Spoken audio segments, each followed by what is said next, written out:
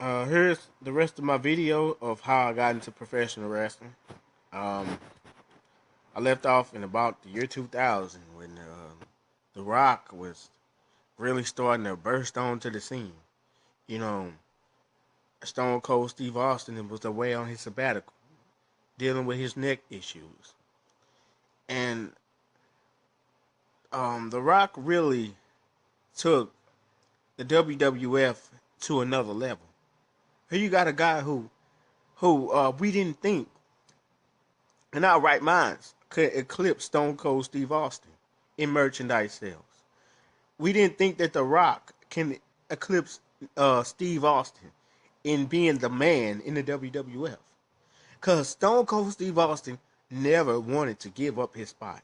It took, like I said, it took a neck injury for Stone Cold Steve Austin to kind of slide away from the spotlight. But they gave The Rock a chance to shine. I always look at it this way. Stone Cold Steve Austin in The Rock was the greatest WWF superstars in history. And I love them both. I was on a wild ride, loving Steve Austin, what he did, loving The Rock, what he did. But there can only be one man in the WWF.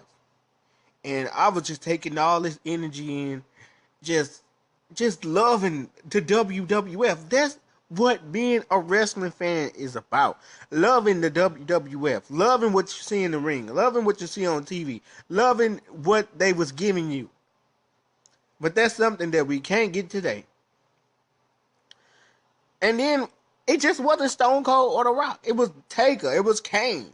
It was Benoit. It was Angle. You had tough ass divas like Lita and Trish, Ivory and the Cat and Terry Runnels and all them dudes and women put on a good product for the fans. And Monday Night Raw was a wild ride every week. It was something different. But my life changed. My wrestling days changed the day that the WWF decided to move to the new TNN. Well, for me, Stone Cold Steve Austin was coming back. Everybody was ready to see Steve Austin come back from his neck injury at Unforgiven to find out who was the sorry son bitch who ran him over, which turned out to be Rikishi.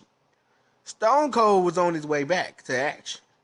Stone Cold, the WWF was heating up in the fall of the year 2000. But something changed my life. I always think to myself, being a true wrestling fan makes you have to suffer sometimes, and I had to suffer. The WWF decided to take Monday Night Raw and move to TNT, and they was leaving USA. And boy, was I hurt. Because the program that I loved the most, I wasn't going to get to see it on a regular basis no more. Let me tell y'all how that made me feel. Let me tell you how that made me feel. Not being able to watch Monday Night Raw anymore. For the foreseeable future, for real. Raw was the hottest thing on USA. And for the life of me, why did they move to TNN right when Stone Cold came back? You know what I'm saying? I want to be just like everybody else that saw Stone Cold come back that next Monday night on the new TNN. Raw moved over there to the new TNN. We didn't have the cable station. I really felt like a piece of me was gone. But I'm still a wrestling fan. I was still a wrestling fan inside. Even though I wasn't going to be able to see the action no more. Because I wanted to see Stone Cold come back so bad. That's how I was. I was also losing The Rock. I was losing The Undertaker. I couldn't watch SmackDown because they was on UPN. So basically, my wrestling days was over. It really made me sad though, because TNN was on satellite. We had cable. Only thing I could watch was Nitro, and it really made me upset because I couldn't join in on Monday nights anymore. Monday Night Raw was taken from me in the year 2000. I missed out on a lot of episodes in late 2000 because they wasn't on USA anymore. By that time, Austin was just getting back into the fray, getting back into the groove of the WWF, working with guys like Rikishi, started working with Angle. Triple H and Stone Cold was getting ready to wrestle at Survivor Series, and I couldn't watch it no more because they moved to another station. I was really angry at the WWE for that.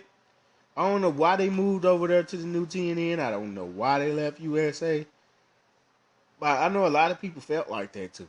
I'm not the only one that felt like Raw was stripped from them in the year 2000. But I still was able to keep up with it through my friends and stuff, because all I wanted to do was watch wrestling every Monday night then. That's all I wanted to do was to be a part of the WWF, you know. But The Rock was still my guy. Stone Cold Steve Austin was still my guy.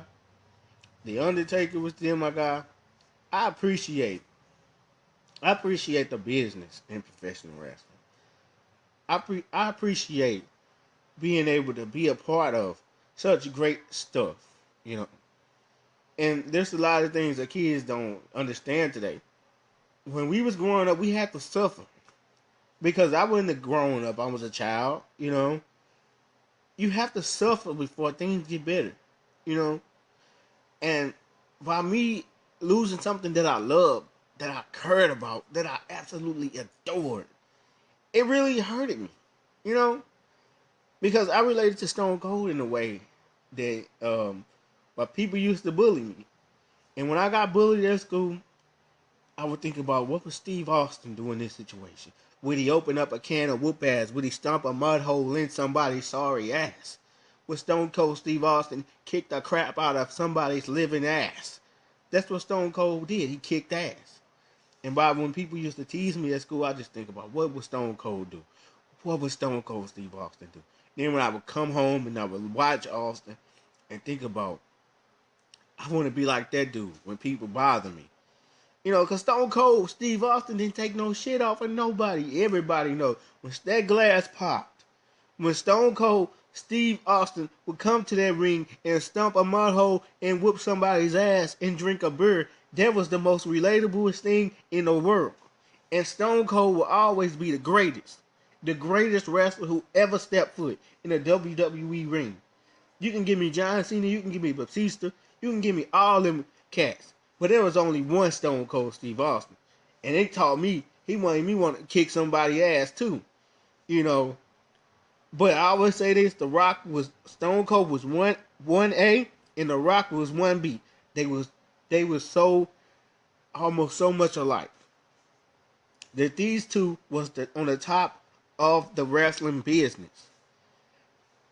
And you had two guys that carried the WWF on their back. And that was The Rock and Stone Cold. There would never, ever be The Rock and Stone Cold. They meant so much to me in a way that they made me love the business after they left. That's why I stuck around after Stone Cold and The Rock left. Well, The Rock kind of hurt me a little bit when he left for Hollywood. I'll get into that later. Because I really missed The Rock when he left and went to making movies. But I will always respect Steve Austin from having to work for the business. Stone Cold Steve Austin and The Rock love the wrestling business. They love the business. That's why I don't know why people always talking about The Rock don't love the business. The Rock don't love the business. Yes, The Rock does. The Rock don't went to every house show. The Stone Cold don't went to every house show. If The Rock and Stone Cold Steve Austin don't want to come back to the WWE, that's their business. The Rock and Stone Cold already done that. And I get cats like John Cena saying The Rock don't care about it. The Rock paved the way for cats like John Cena and Randy Orton to do the things that they do. If it wasn't for the legends, if it wasn't for the Hogans, Stone Cold and The Rock wouldn't have did what they did. If it wasn't for the Hogans and the Ric Flairs and the Dusty Roses, the wrestling business wouldn't be the same right now. None of them have jobs that were run for the cats back then. I appreciate all the legends that came and paved their way. For people like John Cena to be able to wrestle in the WWE. Because I love professional wrestling. I love pro wrestling. I love in-ring action. I love professional wrestling. I'll get back to the rest of my video later. Peace.